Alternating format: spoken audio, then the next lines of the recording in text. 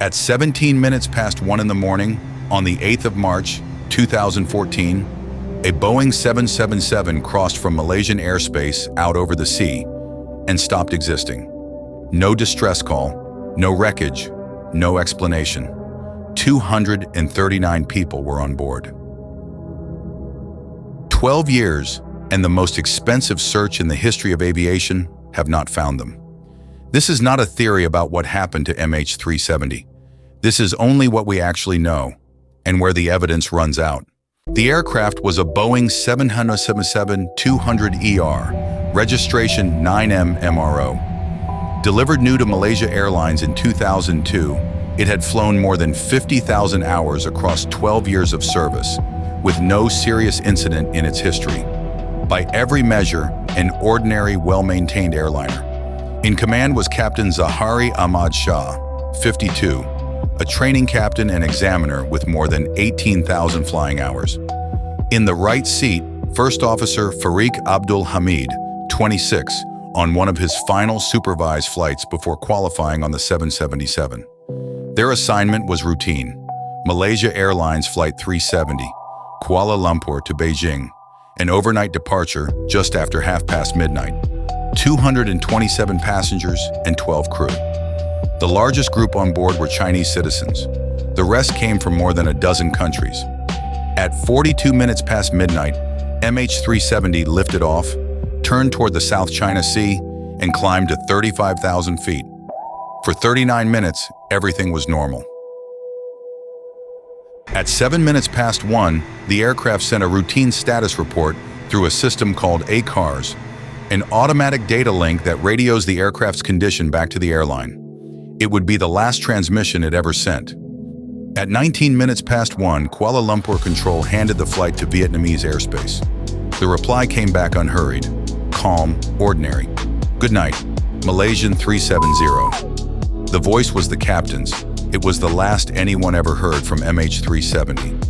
Moments later, as the aircraft passed a navigation point called Igari, the invisible seam where Malaysian and Vietnamese radar meet, the one stretch of the route least closely watched, its transponder stopped. On every controller's screen, MH370 simply disappeared, but it had not crashed. Malaysian military radar, which sees an aircraft's raw echo, whether its transponder is on or not, recorded something extraordinary. The aircraft turned around. It flew back across the Malay Peninsula, passed over the island of Penang, and continued northwest up the Strait of Malacca. Not drifting, but following established navigation waypoints, as if someone were steering. At 22 minutes past 2, that radar return reached the edge of coverage, near a point called Makar, some 200 nautical miles northwest of Penang. And then, for the entire world's radar, MH370 was gone. Except one system was still listening. High over the Indian Ocean, an Inmarsat communications satellite kept exchanging automatic signals with the aircraft. Electronic handshakes, the network quietly checking, "Are you still there?" And the aircraft kept answering. 7 times over the next 6 hours, MH370 replied. These handshakes were never meant to locate anything. But Inmarsat's engineers realized the signals carried 2 hidden clues. The first was timing, how long each signal took to travel up to the satellite and back. That fixed the aircraft's distance from the satellite as a vast curved arc across the surface of the Earth. The second was frequency, a faint Doppler shift in the signal that revealed which direction the aircraft was moving. Together, they answered the question that mattered most. MH370 had turned south, away from every coastline, out into open ocean. The 7th and final handshake came at the moment the data suggests the engines were starving, running out of fuel. The curve it traced became known as the 7th arc, a line thousands of kilometers long through some of the most remote water on the planet. Somewhere along that arc, MH370 came down. The only question left was where. Finding it became the largest and most expensive search in aviation history.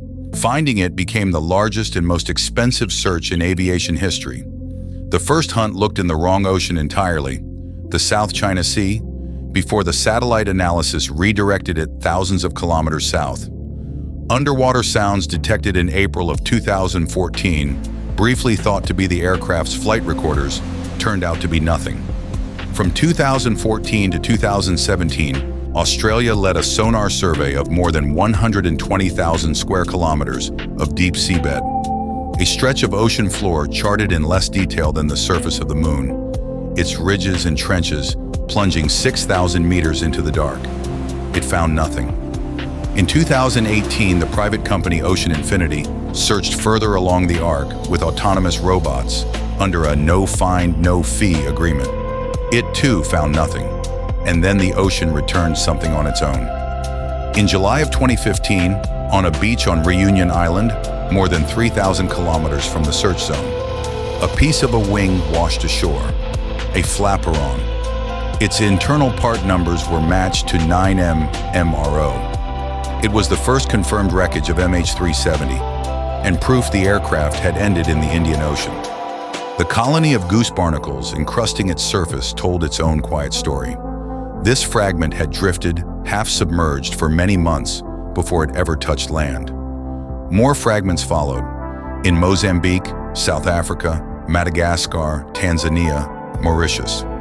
Their landing points matched independent models of how ocean currents would carry debris westward from the seventh arc. The drift size. So what happened? The evidence supports two explanations. Neither has ever been proven. The first is deliberate. Someone switched off the transponder. Someone turned a fully functioning airliner around and flew it, with precision, along named navigation waypoints. Those are not the failures of a broken machine. They look like the decisions of a person. On the captain's home flight simulator, investigators later recovered fragments of a route that ran south, deep into the same remote stretch of ocean where the aircraft is believed to have ended. Though what that meant, then and now, remains fiercely disputed. Investigators concluded they could not rule out unlawful interference, but they found no evidence of who or why. The second is silence. For the long, final leg to the south, the data best fits an aircraft with no one at the controls. A possible loss of cabin pressure high above the ocean, everyone on board incapacitated, the jet flying on autopilot until its fuel ran dry, and then descending, unpiloted, into the sea. A ghost flight. And through all of it, the turn back, the long climb and fall across the peninsula, the hours over open water, not one distress call was ever made. The difficulty is that each explanation undoes the other. A loss of pressure cannot easily explain the deliberate turn back at the start. A deliberate act cannot easily explain the apparently uncontrolled flight at the end. They may even be two halves of the same night. On one point, the official investigators have been deliberately, carefully clear. They have made no claim about what caused the disappearance of MH370. We know the aircraft. We know its crew. We know its path through the first dark hours, and we know the curved line on the far side of the world where it must have come to rest. What we do not have is the aircraft, or an answer. 239 people boarded an ordinary overnight flight to Beijing. 12 years later, the most advanced search ever attempted has come back empty. And the most honest thing anyone can say about MH370 remains the simplest. We don't know.